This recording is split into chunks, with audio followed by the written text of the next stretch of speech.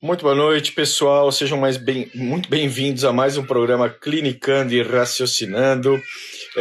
Lembrando que este programa é único e exclusivamente dedicado a médicos veterinários e estudantes de medicina veterinária e que o nosso objetivo é sempre discutir temas de medicina interna, de clínica de cães e gatos, para estimular cada vez mais e mais o nosso raciocínio clínico e ajudar os nossos pacientes caninos e felinos.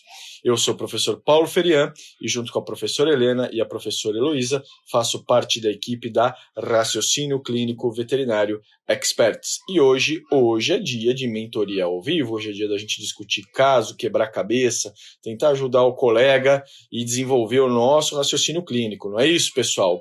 Hoje estou falando aqui da minha terrinha, da cidade de São Paulo, diretamente de São Paulo, hoje então o programa. E vamos que vamos, né, pessoal? E vamos chamar o nosso convidado. Antes, deixa eu dar boa noite ao pessoal. Boa noite, Dani. Boa noite, Rafael. Olá, Thalita, Juliana, Lorena. Tudo certo, pessoal? Como é que tá, Guilherme? Tudo bem? Bacana, pessoal. Muito bom. Tudo bom, Nath? Joia, a sala enchendo rapidamente. Muito bom. Boa noite, Vanessa. Ana Guedes.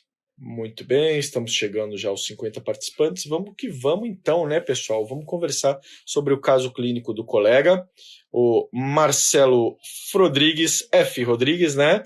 Tudo bem? Já está por aí? Vou te convidar, hein, Marcelo? Vamos lá. Boa noite. É Marcel ou Marcelo? Marcel. Tudo bom, Marcel? Tudo bem, e você, Paulo? Prazer ter você aqui com a gente hoje, viu? Muito obrigado pela participação. Tá falando de onde, Marcel? São Paulo também. Uai, estamos juntos, então. Tá em qual bairro? Aqui na Parada Inglesa. Eu tô um pouquinho longe, eu tô na Vila Leopoldina, Zona Oeste. Aff, Maria, bem longe, né? Longe. Longe. E aí, Marcel? O pessoal tá reclamando que o áudio tá baixo. Se o pessoal estiver ouvindo... Eu tô ouvindo bem o Marcel. Tá me ouvindo bem, Marcel? Tô super bem. Pessoal, se tiver algum problema com o áudio, me avise, então, por favor. Então, Marcel, você mandou o caso, eu dei uma olhada já tarde, de um paciente felino com emagrecimento progressivo. Mas conta aí pro pessoal do que se trata, quem que é o paciente, né? O que está acontecendo, Então, a idade dele. é um felino macho, né, de 7 anos, vive com outros contactantes, e a única coisa que a tutora observou foi esse emagrecimento progressivo. Aí, no primeiro momento, a gente coletei um sangue, pedi um hemograma, assim, básico, e aí já deu para ver uma azotemia, né? Aí chamou a atenção, aí fui pedindo os outros exames, né? Urinálise, pedi ultrassom também. E uma outra coisa, assim, que meio que a parte, que só que não chamou tanta atenção, foi um cisto na pele, no dorso do animal. Acabei pedindo também uma análise, né? Só para poder, para a tutora também ficar um pouco mais tranquila, ela estava meio cismada com aquilo. Mas aí começou a me chamar muito a atenção, porque o animal estava com emagrecimento progressivo, a glicemia também deu alta, só que teve algumas coisas que não bateu muito bem, eu fiquei meio confuso e aí por isso que eu entrei em contato aí com vocês para ver se dava meio elucidada, conversei com alguns colegas também para ver qual que era a opinião deles sobre o caso e então aí, assim, agora ele está tomando as medicações, estamos esperando o resultado, né? Se o animal vai melhorar com a medicação ou não, ver os próximos passos, repetir exame, esse tipo Você de está coisa. medicando ele com o quê, Marcel? Gavix, o omeprazol, né? E sucralfato, a princípio é isso. Porque ele apresentou também um processo inflamatório no estômago, no ultrassom. E aí conversei com uma especialista em felinos, a doutora Fernanda Conde, e aí ela sugeriu isso, que poderia ser alguma coisa relacionada com complexo eosinofílico felino, que pode dar isso. Aí ela pediu para aguardar, fazer essa medicação, repetir o ultrassom, e aí a gente vamos dando continuidade aí. Tá. O pessoal está perguntando se testou para FIV-FeLV. A gente já volta, então, nessa questão do FIV-FeLV, tá? Rapidinho a gente volta. Tá. Ele é castrado, Marcel? Castrado. Castrado. 7 anos de certeza ou é algo aproximado? Não, certeza. Tá. Beleza. Então, vamos procurar organizar as ideias aí para o pessoal também. Então, pessoal, estamos atendendo um paciente felino, macho, castrado, de 7 anos de idade, com histórico de emagrecimento progressivo. Esse emagrecimento, Marcel, é muito assintoso, ele perdeu muita quantidade, chega a estar magro, emaciado, ou é uma coisa mais discreta? Não, é bem discreto, assim. Acaba sendo. Passa meio que despercebido porque ele é bem peludo, né?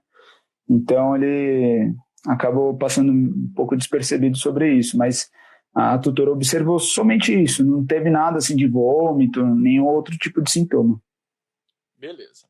Então vamos lá. Eu acho que o nosso ponto aqui, né, de ancoragem para desenvolver o nosso raciocínio clínico é o emagrecimento progressivo, tá? Que talvez, assim, primeiro já te adiantando, quando ele é patológico e obscuro, é um dos desafios diagnósticos mais complicados que a gente tem, tá? Aquele emagrecimento progressivo onde as causas óbvias já foram todas descartadas e a gente não consegue encontrar nada. Número 2, temos que verificar se isso realmente é patológico, né? Ou se tem outros fatores envolvidos. Mas vamos lá, o pessoal já está fazendo algumas perguntas aí. Pessoal, pode deixar que a gente vai responder as questões de tireoide, vômito, pressão arterial, a gente chega lá, tá? Vamos então, mas as perguntas são muito importantes de fato para contribuir aqui com o nosso raciocínio. Eu, particularmente, Marcel, quando eu atendo um caso de emagrecimento progressivo, eu procuro desenvolver o meu algoritmo diagnóstico da seguinte maneira. Ele está emagrecendo, ponto. Ele está emagrecendo comendo normal, comendo muito ou diminuindo a quantidade de comida. Eu acho isso um ponto fundamental, porque isso muda bastante a abordagem de diagnóstico, tá? Sim. Se o animal ele está emagrecendo e comendo muito, a gente tem que pensar normalmente num quadro hipermetabólico ou numa condição que prejudique os processos de digestão e absorção. Então, a gente vai pensar em processos hipermetabólicos, como, por exemplo, o hipertireoidismo. A gente vai pensar em doenças que atrapalhem digestão e absorção, como, por exemplo, a doença intestinal inflamatória, o linfoma intestinal, a linfangiectasia, a insuficiência pancreática exócrina, doenças que expoliam também, como a diabetes mellitus. Aí o meu paciente está comendo muito e está perdendo peso. Se ele está perdendo peso e não está comendo a quantidade de calorias que ele estava ingerindo habitualmente, aí o diagnóstico fica muito vago, porque qualquer doença que cause mal-estar, que cause desconforto, faz com que o animal diminua o apetite dele. E nesse contexto aí a gente tem um universo de diagnósticos diferenciais muito amplo. Então, quando o animal está comendo muito e emagrecendo, é mais fácil do que quando o animal está comendo pouco ou perto da normalidade e está emagrecendo. Neste paciente, qual que é o caso? Ele está comendo um pouco menos do que o normal. Um pouco menos do que o normal. Ele não está polifágico, correto? Não, não. Uhum. Mas algumas pessoas reclamaram do meu áudio, eu tentei dar uma movimentada aqui no celular, vocês me dizem se melhorou um pouco, tá? Nesse contexto, então, essas doenças hipermetabólicas praticamente ficam de lado, tá? Assim, e de qualquer forma, você já tinha descartado boa parte delas com os exames subsidiários que você fez, tá? E agora Certo. vamos passar para o pessoal. Então, nesse contexto, pessoal, a gente tem um animal sem alterações de exame físico significativo e com essa queixa de perda de peso. Já desenvolvemos o algoritmo diagnóstico, já temos uma ideia de por onde ir. O Marcel pediu algumas avaliações laboratoriais, hemograma, painel bioquímico, urinálise, RPCU, tá? E ultrassonografia. Deixa eu ver as perguntas aqui. Professor, quais seriam as principais doenças com o animal comendo muito e emagrecendo muito? Tem um caso parecido. Foram essas que eu falei, Luiz, tá? Principalmente diabetes, hipertireoidismo, doença intestinal inflamatória, linfangiectasia, linfoma intestinal, insuficiência pancreática exócrina, tá? O pessoal pergunta se fez enzima renal e hepática. Fez, eu vou dar o resultado agora para vocês. Então, nesse contexto, hemograma normal, não tem sinal de anemia, não tem alteração que sugira processo inflamatório, o leucograma está normal, contagem de neutrófilo, linfócito, eosinófilo, tudo normal, plaqueta normal. Do ponto de vista bioquímico, ele apresenta enzimas hepáticas ok, ALT, fosfatase alcalina, se eu não me engano, também foi feito, GGT, tudo normal. Apareceu apenas uma alteração de creatinina. que, salvo engano, está em 2,29, correto? Isso. A ureia também deu um pouquinho aumentada, né? Deu 62. Foi uma mensuração E única, não foi, Marcel? foi. Tá. E a E aí, glicemia deu 190. a glicemia eu ia chegar lá, o pessoal está perguntando, deu 190, mas aí a gente chega na interpretação da glicemia. Ponto Beleza. número 1, tá? Com os achados que a gente tem. Creatinina de 2,29, tá? Azulento, tá? E aí não tem como fugir do nosso raciocínio com a azotemia pré-renal, renal ou pós-renal, tá? E aí Isso. a Valgori falou, problema renal. Calma, pessoal, muita calma nessa hora, tá? Foi a primeira coisa que eu imaginei. Um equívoco importante é atribuir uma creatinina elevada obrigatoriamente a uma nefropatia. Isso nem sempre é verdade. Lembrem-se sempre, pré-renal, renal e pós-renal.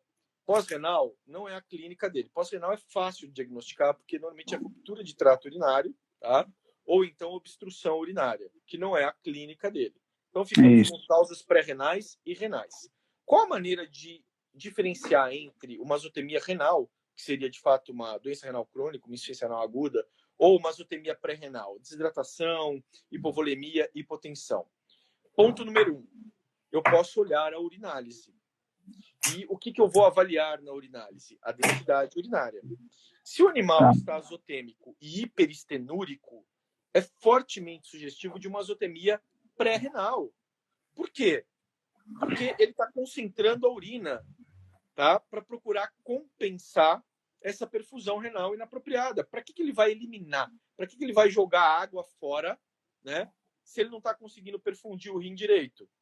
Então, uma urina hiperistenúrica num paciente azotêmico é fortemente sugestivo de azotemia pré-renal, tá? No cão, isso é praticamente certo. O gato é danado. Às vezes, o gato renal ainda consegue concentrar a urina, tá? Então, tem que tomar cuidado, mas, de qualquer forma, esse é o caminho. Segundo ponto, você pode e deve reidratar esse paciente, manter ele em fluidoterapia por um período aí de reidratação, de preferência, pelo menos um dia de hidratação, e repetir a ureia e creatinina. E aí, vamos lá. Marcel, o resultado da sua urinálise. Densidade urinária, 1,052. Ele está hiperestenúrico, correto? Isso aí mesmo. Eu li hoje de tarde, mas era isso, não era? Era, deu 1,052. Que essa azotemia é pré-renal e não renal, tá? Então, isso é uma coisa que você vai ter que ter certeza, mas assim, eu te dou praticamente certeza, tá? Que essa azotemia é pré-renal. E aí, Valgor, exatamente, creatinina e ureia alterada não necessariamente significam doença renal crônica, insuficiência renal aguda. Pode ser uma azotemia pré-renal. Então, o que eu te sugiro, Marcel, é hidratar esse paciente, deixar ele é tranquilo, dá para lidar bem com ele?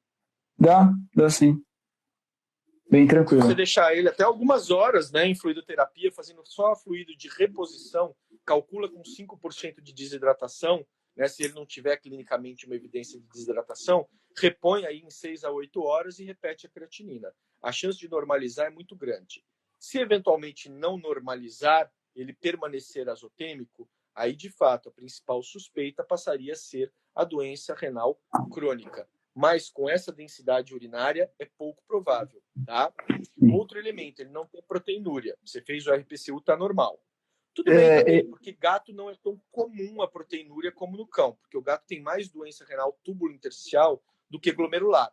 Mas chama atenção a ausência de proteinúria. Diga, Marcel, desculpa, você ia falar alguma coisa? Não, então, ele apresentou uma cruz de proteína, né? Aí eu fiquei meio pensativa nessa parte de se poderia ser uma insuficiência renal aí por causa disso, né? Uhum. Eu acho que é muito precoce. Então, eu acho que assim, não podemos ignorar essa azotemia. Por algum motivo, ele desidratou ou hipoperfundiu, tá? Nesse contexto, acho legal também quando você internar ele para fazer a fluido, né? O mais antes de fazer qualquer procedimento, mensura a pressão, tá? Para ver se isso tá ok. Mas o mais provável é que essa creatinina volte ao normal. Por algum motivo, ele não perfundiu esse rim adequadamente, tá? Então, a RPCU está normal, ela é mandatória, essa cruz de proteína não tem significado, tá? Uma vez que a RPCU está normal. Então, ponto número 1 que a gente chegou, tem que definir a questão da origem dessa azotemia. Ou ele hipoperfundiu o rim, ou ele pode ser renal, o que eu acho improvável pela densidade urinária. Beleza, Marcel? Beleza. Segundo ponto, a glicemia dele, 190. Pessoal, a glicemia em felinos, vocês bem sabem que ela tem que ser interpretada com muita cautela, porque a hiperglicemia de estresse é muito frequente, né? Ele deu esse 190, que já não é lá muita coisa, né? 190 não é um resultado alto para felino. Segundo, a urinálise não tinha, salvo engano, também não tinha glicose. Então, nada. Ponto final em relação a diabetes, tá? Não tem Descarta, né? Descarta. Se tem hiperglicemia, não tem glicosúria, isso é hiperglicemia de estresse, pode ficar tranquilo. Esse não é um motivo do emagrecimento dele, com certeza, tá? E agora, a questão é, o ultrassom, pessoal, também, pouca alteração, né, Marcel? Não muito significativa. Sim. No ultrassom, aquelas coisinhas. Deixa eu só pegar aqui, mas no ultrassom apresentou só um processo inflamatório no estômago e aumento da velocidade, alguma coisa assim. E também apresentou uma diminuição da ecogenicidade nos rins, né? O que é muito frequente, né? Essas alterações são muito inespecíficas. Não vai levar muita gente a lugar nenhum. O pessoal está perguntando se ele tem acesso à rua e como é que é o protocolo vacinal dele. Você lembra? Tá normal as vacinas, tá em dia e mora em apartamento. Ele faz qual vacina? Quádrupla, quíntupla? Quádrupla, tá. A Carolina perguntando, mas e a perda de peso? Essa é a pergunta do milhão, Carolina. É isso que a gente está tentando descobrir. Dessa perda de peso. E aí, as causas óbvias já foram praticamente todas descartadas, né? Só falta a gente verificar essa questão da azotemia. Uma coisa que eu ia te sugerir, que eu acho menos provável pela clínica, que agora você esclareceu, é o hipertireoidismo, né? Todo felino acima, e aí por isso que eu te perguntei da idade, né? Acima de 8 anos, está sob risco de desenvolvimento do hipertireoidismo. Então, é sempre bom palpar a tireoide e etc. Mas com 7 anos já é uma idade menos provável e sem aquela clínica de polifagia, vômito e grave emagrecimento, eu acho pouco provável. Pessoal perguntando aí do valor de albumina. Mara, a albumina dele está normal, salvo engano, né? Eu lembro que eu vi os exames e não vi nada que tivesse me chamado a atenção em relação à albumina, tá? O pessoal está perguntando se ele convive com outros gatos. Sim, tem outros gatos, outros cachorros. Tá. E aí a gente vai guardar essa questão também. Eu achei bem importante essa pergunta, porque aí chega na terceira ideia aí de que não seja necessariamente patológica essa questão, tá? Então, assim, o que eu falei, quando você descarta as causas óbvias, é um desafio diagnóstico. Para te dar um exemplo, 2 cães que eu atendi, não eram gatos, mas eram cães que simplesmente diminuíram o apetite. E eu revirei, acompanhei por semanas, até que depois de muito, muito tempo, um deles deu uma dica neurológica. Resumindo, todos 2, o segundo eu já estava mais esperto, tinham tumores benignos encefálicos, tá? Que estavam crescendo lentamente, e a primeira coisa que ele fez foi parar de comer. Olha a dificuldade do diagnóstico, né? Antes de qualquer quadro neurológico, tudo.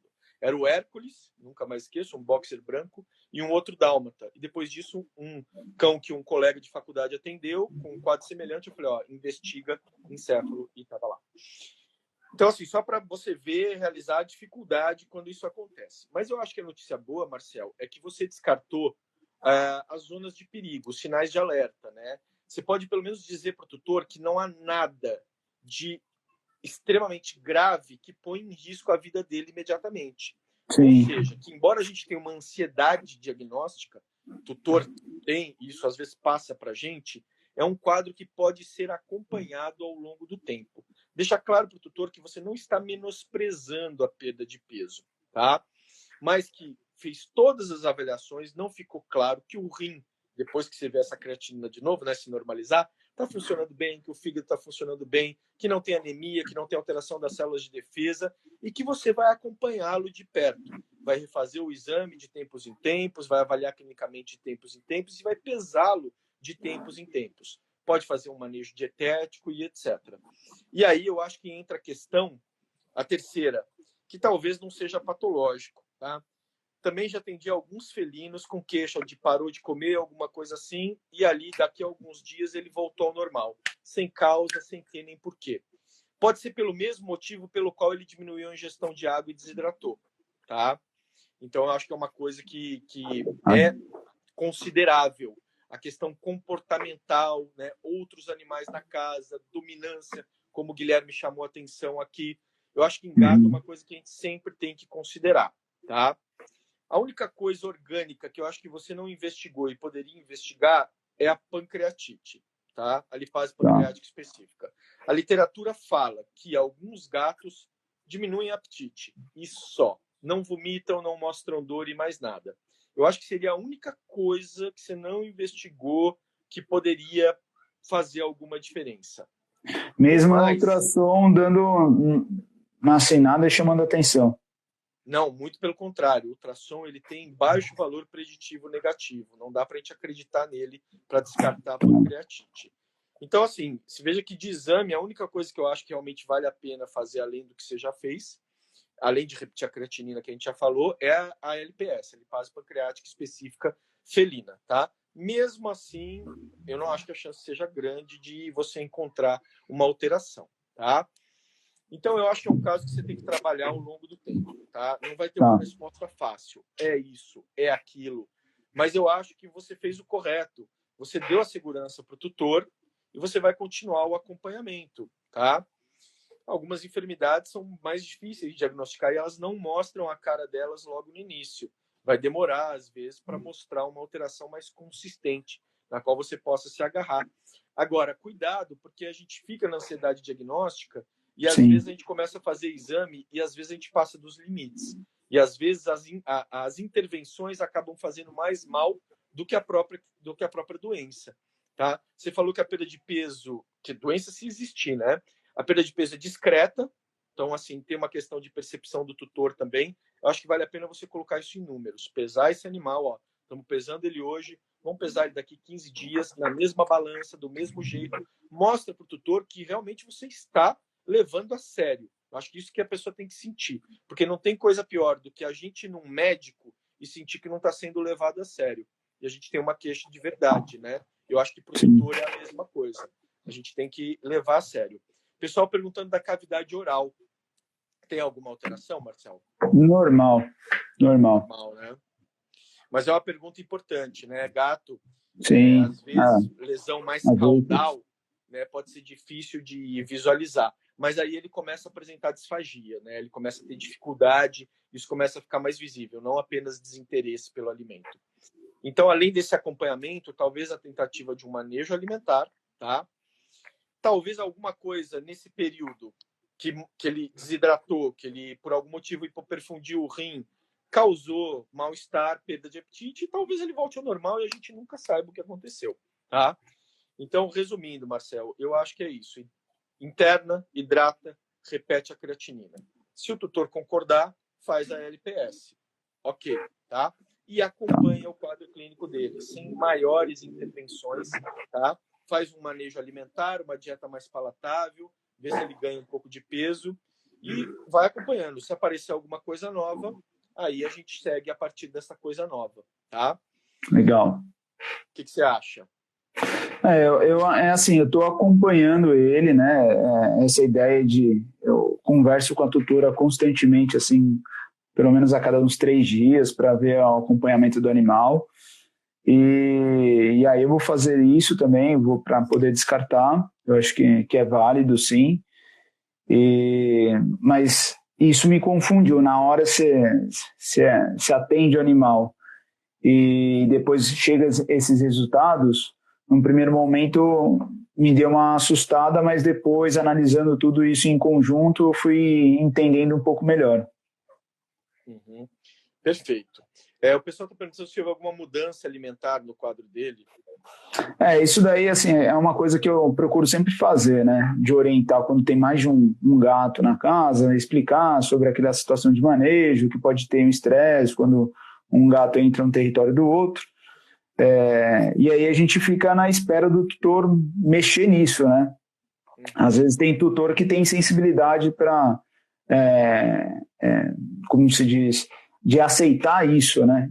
De entender que um animal realmente pode deixar o outro estressado e evitar com que ele acabe entrando no território ali do alimento, do ponto de comida, ou até mesmo na caixa de areia, né?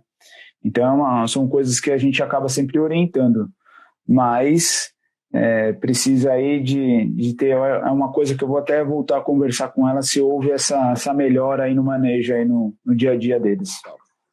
Não, eu acho que vai dar certo. Eu acho que você vai mexer nesse manejo e acho que esse paciente não vai perder mais peso. Pelo menos assim, pelos exames e pela clínica que você mostrou, não acho que seja nada de muito grave, muito importante. Tomara.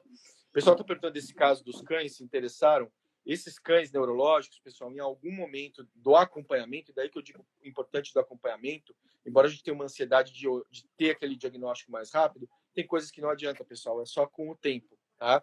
E às vezes o ingrato é que o tutor às vezes pula de veterinário, né? E quando chega no colega tem um quadro a mais distinto, né? Que você já trabalhou outras coisas anteriormente e aí você ainda acaba sendo penalizado por não ter feito o diagnóstico. Mas isso é coisa da profissão médica, profissão de médico veterinário é normal, tá? Então tem coisa que tem que acompanhar, não tem jeito, tá? Porque a doença pode demorar realmente, se existe, para se mostrar, tá? Nesse caso neurológico que eu falei, eu acompanhei por um bom período, em algum momento apareceu uma pista neurológica, e foi aí que deu, né, aquela ideia de que poderia ser um quadro, e aí depois foi confirmado realmente em necrópsia ou por exame de neuroimagem, tá?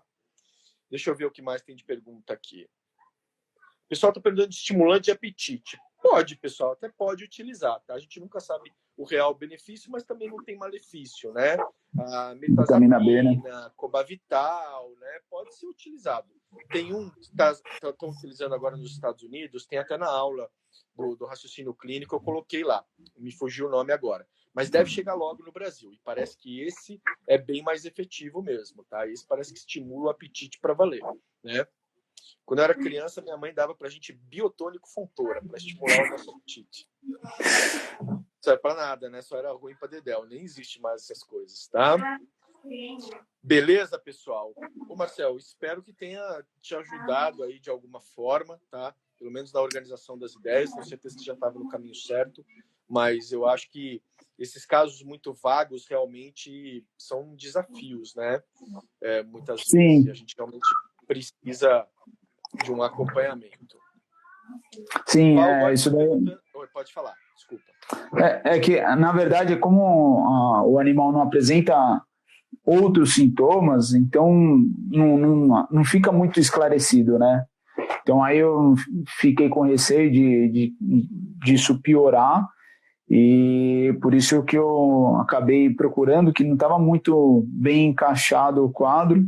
Esses exames não foram feitos todos de uma vez, né? Então eu pedi aos poucos. Isso aí é uma coisa minha, porque a cliente ela estava com uma dúvida e aí ela foi vacinar o animal e por ir vacinar um outro animal dela, quis aproveitar para passar esse animal junto, né? Uhum. E aí pediu o exame, aí foi aparecendo alterações, então aí começa a ficar uma coisa meio estranha. Mas já deu para dar uma boa esclarecida e um caminho, né, um norte aí para gente. Uhum, maravilha. Deixa eu ver o estimulante de apetite aí. O pessoal está perguntando, falaram alguns nomes aí. Estou abrindo aqui para passar para vocês, que isso deve chegar no nosso mercado dentro em breve, tá? Deixa eu olhar aqui. A capromorelina. Capromorelina. Chama Entice. Fiquem ligados, deve chegar logo no nosso mercado, tá? Inclusive, é um estimulante de apetite com estudo randomizado, duplo cego, placebo, que mostrou em cães, pelo menos em cães, aumento do apetite, tá? Deve chegar logo por aí. Mas legal, Marcelo, eu te agradeço muito aí pela participação, tá? Pela contribuição aí com o caso. Quando você hidratá-lo e repetir a creatinina, me manda no Insta, tá? Tá bom. Para o pessoal aqui para a gente continuar trocando essa ideia, conversando sobre o caso. Legal. Pode ser? Claro, vamos acompanhar de perto aí. Muitíssimo obrigado, viu? Eu que agradeço. Maravilha. Pessoal, então, Alguém tem mais alguma pergunta? Uma pergunta aqui da Valgori. Na azotemia pré-renal, o gato pode se recuperar totalmente? Totalmente. Totalmente. A azotemia pré-renal é totalmente reversível. Agora, se você demora para revertê-la e a perfusão, a hipoperfusão renal permanece, podem começar a ocorrer lesões tubulares. E aí ele pode caminhar, sim, para um quadro de irreversibilidade. Né? Então, perfusão renal inapropriada é um perigo. Então, é plenamente reversível? Desde que não tenha havido dano renal secundário. Maravilha? Maravilha. Então, agradeço a presença de todos. Obrigado novamente ao Marcel. Obrigado a todos que estiveram aqui com a gente. Um bom feriado a todos. Agora estou aproveitando aqui que estou na cidade de São Paulo. Vou exercer minha religião hoje comendo uma pizza aqui na minha cidade, né, Marcel? Bom. Boa. Melhor lugar para se comer uma pizza. Toda semana precisa ter, né? É religião. Tem que ter toda semana, né? Só a última pergunta. O pessoal está perguntando se a hiperglicemia de estresse nunca causa glicosúria. Causa, tá? Mas assim, não é imediata. Se você colher a urina algumas horas depois da hiperglicemia de estresse, ela vai aparecer na urina. Então tem que tomar cuidado. Bacana? Marcel, uma boa noite para você, um bom descanso. Obrigado. Boa noite, Paulo. No Instagram, então. Valeu? Tá bom. Abração, valeu, pessoal. obrigado. Até mais. Tchau, tchau. Tchau, tchau.